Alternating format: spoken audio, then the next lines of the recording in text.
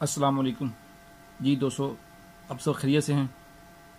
یقین آپ کو ہماری ویڈیوز اچھی لگتی ہوں گی، تو آپ سے عرض ہے کہ آپ ہمارے چینل کو سبسکرائب کیجئے اور ہماری ویڈیوز کو زیادہ سے زیادہ شیئر بھی کیجئے تاکہ زیادہ سے زیادہ لوگ ہماری ویڈیوز سے استفادہ حاصل کر سکیں اور آپ کے لیے بھی ثواب جاریہ کا سامان ہو سکے۔ یہ شعبان المعظم کا مہینہ جاری ہے، اس حوالے سے ہمارے غوث پاک رحمت اللہ تعالیٰ علیہ کیا فرماتے ہیں؟ آئیے غوث پاک رحمت اللہ تعالیٰ علیہ کے مطابق اس مہینے میں زیادہ سے زیادہ کون سی عبادت کرنی چاہیے وہ سنتے ہیں تاکہ ہم بھی اس پر عمل کرنے کی کوشش کریں۔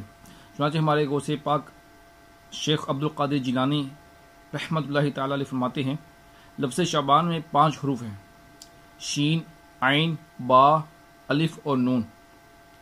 فرماتے ہیں کہ شین سے مراد شرف یعنی بزرگی، عین سے مراد علو یعنی بلندی، با سے مراد بر یعنی بھلائی، الف سے مراد الفت اور نون سے مراد نور ہے۔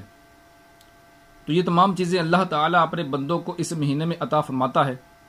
یہ وہ مہینہ ہے جس میں نیکیوں کے دروازے کھول دیے جاتے ہیں، برکات کا نزول ہوتا ہے، خطائیں معاف کر دی جاتی ہیں اور گناہوں کا کفارہ ادا کیا جاتا ہے، اور خیر البریہ سید الورا جناب محمد مصطفیٰ صلی اللہ تعالی علیہ وآلہ وسلم پر درود پاک کی کثرت کی جاتی ہے، اور یہ نبی مختار صلی اللہ تعالی علیہ وآلہ وسلم پر درود پاک بھیجنے کا مہینہ ہے۔ چنانچہ حضرت سیدنا غوث پاک شیخ عبد القادر جیلانی رحمۃ اللہ تعالی علیہ کے مطابق یہ مہینہ درود پاک پڑھنے کا مہینہ ہے۔ تو ہمیں چاہیے کہ اس مہینے میں ہر روز کم از کم 1000 مرتبہ تو درود پاک لازمی پڑھ لیا کریں۔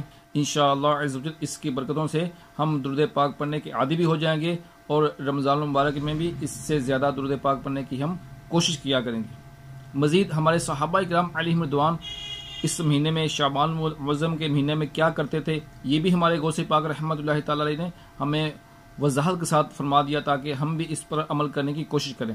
چنانچہ گلیات الطالبین میں ہمارے غوث پاک رحمت اللہ تعالی علیہ فرماتے ہیں، حضرت سیدنا انس بن مالک رضی اللہ تعالی عنہ فرماتے ہیں، ماہ شعبان المعظم کا چاند نظر آتے ہی صحابہ کرام علیہم رضوان قرآن پاک پڑھنے میں مشغول ہو جاتے، اپنے اموال کی زکوٰۃ نکالتے تاکہ کمزور اور مسکین لوگ ماہ رمضان المبارک کے روزوں کے لیے تیاری کر سکیں۔